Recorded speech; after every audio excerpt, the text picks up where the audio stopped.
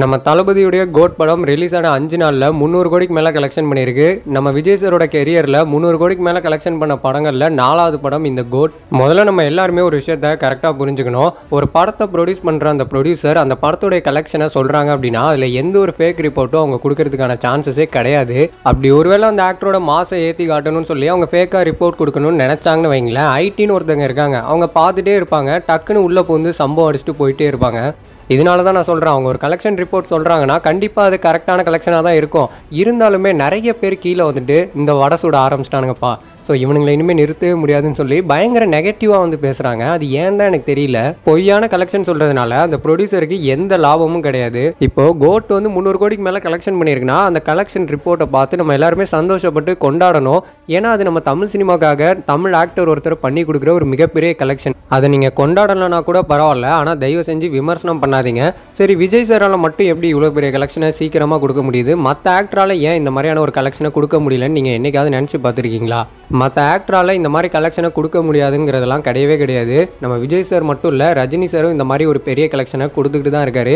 இவங்க 2 பேரால் மட்டும் எப்படி இவ்வளோ பெரிய கலெக்ஷனை கொடுக்க முடியுது அப்படின்றத நம்ம யோசிச்சு பார்த்தோம்னா, இவங்க 2 பேருமே பெரிய பெரிய படங்கள் பண்ணுறாங்க.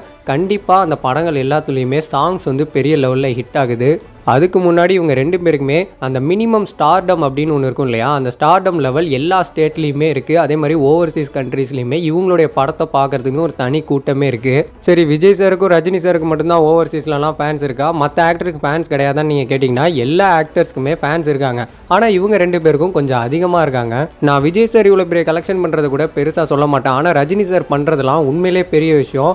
ஏன்னா நீங்கள் ரஜினி சாரையும் கமல் சாரையும் எடுத்துக்கிட்டிங்கன்னா அவங்க அந்த டைமில் அவங்களுடைய படத்தை ப்ரொமோஷன் பண்ணுறதுக்கு இந்த மாதிரி சோஷியல் மீடியான்ற ஒன்றெல்லாம் கிடையவே கிடையாது. ஸோ அவங்க 2 பேரும் அவங்களோட படங்களை மட்டும் இல்லை, அவங்களையும் உலகம் பூரா தெரிய வச்சாங்க. நம்மளுடைய தமிழ் சினிமாங்கிறது உலகம் பூரா தெரிய ஆரம்பிச்சது. உலகம் பூரா அவங்களுக்கு ஃபேன் பேஸும் கிரியேட் ஆச்சு. ஏன் இன்னைக்கு வரைக்குமே நம்ம ரஜினி சார் மேலே அவ்வளோ விமர்சனங்கள் இருந்துக்கிட்டு தான் இருக்குது. அப்படி என்ன தான் விமர்சனங்கள் இருந்தாலும் அந்த விமர்சனம் பண்ணவங்களே சரி நம்ம தலைவர் படம்டா, ஸோ கண்டிப்பாக பார்த்து என்ஜாய் பண்ணணும்டான்னு சொல்லி பார்த்து என்ஜாய் பண்ணுறாங்க. இப்போ விஜய் சாரோட ஒரு படம் 300 கோடிக்கு மேலே கலெக்ஷன் பண்ணுதுன்னா அவருடைய ஜென்ரேஷனில் இருக்கக்கூடிய ஆக்டர் தான் அஜித் சாரும் சூர்யா சாரும். ஏன் அவங்களோட படம்லாம் அந்த மாதிரி கலெக்ஷன் பண்ண மாட்டேங்குதுன்னா அவங்க அந்த மாதிரி படமே ஃபஸ்ட்டு பண்ணலை. சூர்யா சாருக்குலாம் கடந்த ஒரு 10 வருஷமாக எந்த ஒரு படமும் பெரிய லெவலில் பேசும்படி ஹிட் ஆகலை. அப்படியே ஹிட் ஆனாலும் அவருடைய படங்கள்லாம் ஓடிடியில் தான் பெரிய லெவலில் ஹிட் ஆச்சு. மேபி அந்த படம்லாம் தேட்டருக்கு வந்திருந்தா பெரிய கலெக்ஷன் பண்ணியிருக்கலாம். 2004 to 2014 அந்த டைம்லாம் சூர்யா சாரோட பீக் டைம்னே சொல்லலாம். அந்த டைமில் விஜய் சார் அஜித் சார்லாம் ஒரு ஹிட்டுக்காக ஏங்கிட்டு இருந்தப்போ சூர்யா சார் அவ்வளோ பெரிய படங்கள் பண்ணிட்டு இருந்தார். அஞ்சானுக்கு அப்புறமா நம்ம சூர்யா சார் நடித்த எந்த ஒரு படமும் பெரிய லெவலில் ஹிட் ஆகலை. 24 என்னதான் நல்லா இருந்தாலும் அந்த படம் பெரிய லெவலில் பேசப்படலை. ஸோ இப்போ நம்ம சூர்யா சார் நம்பியிருக்கிறது கங்குவா தான். கங்குவா பெரிய லெவலில் ஹிட் ஆச்சு அப்படின்னா கண்டிப்பாக அவரால் அவருடைய பழைய மார்க்கெட்டை ஈஸியாகவே பிடிக்க முடியும். அதே மாதிரி தான் நம்ம அஜித் சார்லாம் உண்மையிலே வேற லெவலு. ஆனால் இன்னைக்கு வரைக்கும் அந்த மனுஷன் ஒரு பேன் இண்டியா படம் கூட பண்ணதே கிடையாது. நம்ம தமிழ் சினிமாவில் இருக்கக்கூடிய முன்னணி நடிகர்களில் இன்னைக்கு வரைக்கும் ஒரு பேன் இண்டியா படம் கூட பண்ணாத ஒரு ஆக்டர்னா அது நம்ம அஜித் சார் மட்டும்தான். அவருடைய ஃபேன் பேஸை நான் சொல்லி தெரியணுன்ற அவசியமே கிடையாது. இன்னைக்கு விஜய் சாருக்கு எந்த அளவுக்கு ஃபேன் பேஸ் இருக்கோ அதுக்கு நிகரான ஃபேன் பேஸ் அவர் ஒருத்தருக்கு மட்டும்தான் இருக்கு. ஸோ ஒரு யானையை அடிக்கணும்னா இன்னொரு யானையால தான் முடியும். அந்த மாதிரி விஜய் சாரோட ஸ்டார்டம் அடித்து காலி பண்ணணும்னா அது அஜித் சாரால் மட்டும்தான் முடியும். அந்த அளவுக்கு அவருக்கு ஒரு பவர்ஃபுல் ஸ்டார்டம் பவர் இருக்குது. ஆனால் அந்த மனுஷன் அதுக்கு ஏற்ற மாதிரி எந்த ஒரு படமுமே ரீசெண்ட் டைமில் பண்ணலை. அவரும் வந்து ஏதாவது ஒரு படம் கண்டிப்பாக அவருடைய ஃபேன்ஸை சாட்டிஸ்ஃபேக்ஷன் பண்ணணும்னு சொல்லி தான் பயங்கரமாக உழைச்சி பண்ணிகிட்டு இருக்காரு. ஆனால் அவரால் சத்தியமாக முடியல. இப்போ நீங்கள் விஜய் சாருக்கும் அஜித் சாருக்கும் அந்த ஹெட் டு ஹெட் எடுத்து பார்த்தீங்கன்னு வச்சுக்கோங்களேன், ஒரு 5 வருஷத்துக்கு பின்னாடி போய் பாருங்கள். 2019 வரைக்குமே இவர் என்ன ரெக்கார்டு வைக்கிறாரோ அதே ரெக்கார்டை அடுத்தது அவர் வந்து பிரேக் பண்ணுவார். அவர் ஒரு ரெக்கார்டு வச்சா அந்த ரெக்கார்டு இவர் வந்து பிரேக் பண்ணுவார். ஆனால் இவங்களுக்குள்ளே இருக்கிற அந்த போட்டி எப்போ ஒன் சைடாக மாறி தளபதி பக்கம் அப்படியே போச்சுன்னா இந்த வலிமை அப்படின்ற ஒரு படத்துக்கு அப்புறம் தான். அந்த வலிமை அப்படின்ற ஒரு படத்துக்காக நம்ம அஜித் சார் 3 வருஷம் வந்து ரொம்ப கஷ்டப்பட்டார். அவர் பட்ட கஷ்டத்துக்கு ஆனால் அந்த படம் பெரிய பலனை அவர் கொடுக்கல. அந்த படத்துக்காக அவர் கொடுத்த அந்த 3 வருஷத்தில் இந்த பக்கம் நம்ம விஜய் சாருக்கு பிகிலு, மாஸ்டர் பீஸ்ட்னு பெரிய பெரிய படங்கள் வர ஆரம்பிச்சிது. அதுலேயும் இந்த மாஸ்டர் பீஸ்டெல்லாம் வேர்ல்டு வைடாக நம்ம விஜய் சாரோட மார்க்கெட்டை ரீச் பண்ணதுக்கு காரணம் அந்த படத்துடைய பாடல்கள் தான். இன்னொன்று இந்த கொரோனா லாக்டவுனே சொல்லலாம். ஏன்னா அந்த லாக்டவுனில் தான் வந்து இந்த சினிமான்ற ஒரு விஷயமே பெரிய லெவலில் வளர ஆரம்பிச்சிது. நம்மளாம் அதர் ஸ்டேட் படங்கள்லாம் பார்க்க ஆரம்பித்தோம். நிறைய வெப் சீரிஸு, நிறைய ஹாலிவுட் படங்கள்லாம் பார்க்க ஆரம்பித்ததே அந்த டைமில் தான் நினைக்கிறேன். அந்த டைமில் இந்த வாத்தி கம்மிங் சாங்கு இந்த மாதிரியான விஷயங்கள்லாம் பயங்கர ட்ரெண்ட் ஆனதுனால தான் அந்த மாஸ்டர் படத்துக்கு இன்னும் ஒரு பெரிய ஹைப் கிடச்சிது. ஆனால் அதே அந்த பக்கம் நம்ம அஜித் சாருக்கு எந்த ஒரு படமும் ரிலீஸ் ஆகலை. வலிமை ரிலீஸ் ஆனாலும் அந்த படம் அவருக்கு சரியாக போகலை. பட் இருந்தாலும் 2023 பொங்கல் கிளாஷை யாராலையும் மறக்க முடியாது. துணிவு வாரிசு அப்படின்ற 2 படம் ரிலீஸ் ஆகுது. ஆனால் அதில் வாரிசு தான் கலெக்ஷன் வைஸ் வந்து பார்த்திங்கன்னா பெரிய லெவலில் கலெக்ஷன் பண்ணுது. ரிவ்யூ வைஸ் துணிவு வந்து நல்லா தான் இருந்தது. ஆனால் துணிவால் பெரிய கலெக்ஷன் கொடுக்க முடியல. அதுக்கான ரீசன் விஜய் அவர்களுடைய மார்க்கெட் உலக லெவலில் பெரிய லெவலில் இன்க்ரீஸ் ஆனது மட்டும்தான். அப்படி இருந்தும் கூட அஜித் சாருக்கும் அவருக்கும் அந்த கிளாஸில் இருந்த பாக்ஸ் ஆஃபீஸ் டிஃப்ரென்ஸ் வந்து வெறும் 65 கோடி தான். உடனே இந்த பக்கம் விஜய் சாரோட ஃபேன்ஸ்லாம் சொல்லலாம், அடுத்து வந்து லியோ 600 கோடிக்கு மேலடான்னு. லியோ வந்து ஒரு நெக்ஸ்ட் லெவல் படங்க. அந்த படத்துக்கு அவ்வளோ பெரிய ஹைப் இருந்துச்சு. அந்த மாதிரி அஜித் சாருக்கு இன்னும் ஒரு படம் கூட வரல. அதனால அவங்களால அந்த மாதிரி ஒரு பெரிய கலெக்ஷனை கொடுக்க முடியல. அவரும் அந்த மாதிரி ஒரு படம் பண்ணாருன்னா அவராலையும் அந்த மாதிரியான கலெக்ஷனை கொடுக்க முடியும். அதனால நம்ம எல்லாருமே இந்த ஒரு விஷயத்த நல்லாவே புரிஞ்சுக்கணும். எல்லா ஆக்டராலையும் பெரிய பெரிய கலெக்ஷன்ஸை கொடுக்க முடியும் தான்.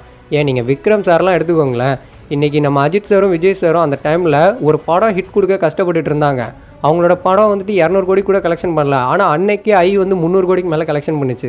ஆனால் ஆஃப்டர் ஐக்கு அப்புறம் நம்ம விக்ரம் சாரோடைய லைனப்லாம் அப்படியே கொலாப்ஸாக இருந்தது. நான் ஏற்கனவே ஒரு வீடியோவில் சொல்லியிருந்தேன், அவர் நினச்சாருன்னா திருப்பி ஒரு 4 கமர்ஷியல் படம் பண்ணி அவருடைய மார்க்கெட்டை பயங்கரமாக இன்க்ரீஸ் பண்ணிக்க முடியும். ஆனால் இன்றைக்கி வரைக்கும் அந்த மனுஷன் உயிரை கொடுத்து ஏதாவது ஒரு விஷயத்தில் நம்மளோட படம் பெரிய லெவலில் எல்லாருக்கிட்டையும் ரீச் ஆகிடும்ன்ற நம்பிக்கையில் ஒரு விஷயம் பண்ணிகிட்டு இருக்காரு. கண்டிப்பாக ஒரு நாள் அவர் அந்த விஷயத்தில் ஜெயிப்பார். எல்லா ஆக்டர்ஸோட ஃபேன்ஸுமே அவருக்கு பெரிய சப்போர்ட் தான். அவர் நோ ஹேட்டர் தான். தமிழ் சினிமாவில் இது உண்மையிலே பெரிய விஷயம். அந்த டாப் 4ல் இருக்கக்கூடிய ஒரு ஆக்டருக்கு நோ ஹேட்டர்ஸாக இருக்காங்க எல்லா ஃபேன்ஸும் அப்படின்னா அது உண்மையிலே பெரிய விஷயம். ஸோ இதை தான் நான் சொல்ல வரேன். எல்லாராலையும் எல்லா கலெக்ஷனும் கொடுக்க முடியும். அதுக்கான படம், அதுக்கான சூழல் அமையணும். அது இப்போதைக்கு நம்ம விஜய் சாருக்கும் ரஜினி சாருக்கும் பயங்கரமாக ஒர்க் அவுட் ஆகிட்டு இருக்கு. அதனால தான் அவங்களோட படங்கள்லாம் கலெக்ஷன்ஸில் பிச்சு உதறிட்டு இருக்கு. வேறு எந்த ஒரு காரணமுமே கிடையாது. அவங்க ஒரு கலெக்ஷன் ரிப்போர்ட் சொல்கிறாங்களா, அதை பார்த்துட்டு சந்தோஷப்படுங்க. தயவு செஞ்சு யாரும் நெகட்டிவ் ஸ்ப்ரெட் பண்ணாதீங்க. நம்ம ஆர்டிஸ்ட், அதாவது நம்மளோட ஃபேவரட் ஆக்டர் இருக்கார்ல, அவர் ஒரு படம் அந்த மாதிரி பண்ணுவார். கண்டிப்பாக அந்த கலெக்ஷனை நம்மளும் பண்ண தான் போகிறோம். நமக்கான டைமும் வரும். நம்ம டைம் வரும்போது நம்ம தான் ராஜா. அதனால தான் சொல்கிறேன், எந்த ஒரு விஷயத்தையும் நம்ம ஒன்றும் பெருசாலாம் எடுத்துக்க வேணாம். என்னோடய ஃப்ரெண்ட்ஸ் அண்ட் ஃபேமிலியான என்னோடய வியூவர்ஸ்க்கு நான் சொல்லிக்கக்கூடிய விஷயம் என்னென்னா, நான் இந்த மாதிரி ஒரு கண்டென்ட் பண்ணணுன்ற ஐடியாலே ஃபஸ்ட்டு கிடையாது. நான் கோட்டுடைய கலெக்ஷன் போஸ்டரை பார்க்கும்போது மற்ற ஆக்டர்ஸோட ஃபேன்ஸ் எல்லாம் பயங்கரமாக கமெண்டில் வந்து கதறிட்டு இருந்தாங்க. நிறைய நெகட்டிவ் வந்து ஸ்ப்ரெட் பண்ணாங்க. அதனால தான். ஸோ அவங்கள மாதிரியான ஆட்களுக்காக தான் இந்த வீடியோ. இங்கே யாருமே வந்து குறைஞ்சபட்ச ஆளுங்களே கிடையாது. எல்லாருமே வந்து மாஸ் இருக்குது. எல்லாருக்குமே வந்து ஃபேன் பேஸ் இருக்குது. ஸோ அவங்களோட டைம் வரப்போ தான் அவங்களால அதை பண்ண முடியும். அதனால் இன்னொருத்தவங்க பண்ணுறாங்கன்னா தயவு செஞ்சு சந்தோஷப்படுங்க. யாருமே வந்து தயவு செஞ்சு சண்டை போட்டுக்காதீங்க. இப்போ வரைக்குமே நான் சொல்கிறேன், இந்த கோட்டுங்கிற ஒரு படம் இவ்வளோ பெரிய கலெக்ஷன் பண்ணிகிட்டு இருக்குன்னா அது நம்ம தமிழ் சினிமாவுக்காக தான். ஆனால் யாருமே அதை அப்படி பார்க்குறது இல்லை. எல்லாருமே வாயால் பேசுகிறோம். ஆனால் மனசால் வந்து பார்த்திங்கன்னா நமக்குலாம் வந்து இன்னொருத்தர் அந்த கலெக்ஷனை பண்ணும்போது பயங்கர கடுப்பாக தான் இருக்குது. நான் பேசினது சரின்னா சரின்னு சொல்லுங்கள், தப்புனா தப்புன்னு சொல்லுங்கள். ஏன்னா நீங்கள் சொன்னால் தான் என்னால் அதை நெக்ஸ்ட் டைம் திருத்திக்க முடியும்.